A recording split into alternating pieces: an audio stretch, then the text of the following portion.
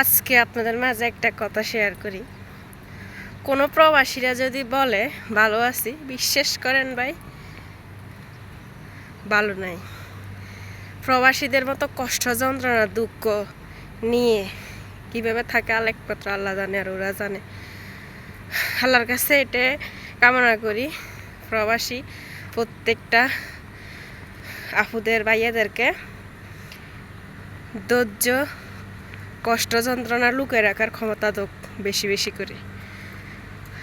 কি জানেন, প্রত্যেক প্রবাসী দেখেন বাড়ির থেকে ফ্যামিলিরা কল দিলে যে তোরা কেমন আছিস, বলে আলহামদুলিল্লাহ একটা হাঁস দিয়ে আমরা অনেক ভালো আছি, কিন্তু বিশ্বাস করেন ওরা ভালো নাই। কিন্তু ফ্যামিলিরে খুশি রাখার জন্য বলতেছে আমি ভালো আছি। প্রবাস অনেক কষ্ট, অনেক ভাই। যারা আসে না তারা কখনো বুঝতে পারে না, যারা আসছে অবশ্যই বুঝতে পারছে প্রবাস কতটুকু কষ্ট।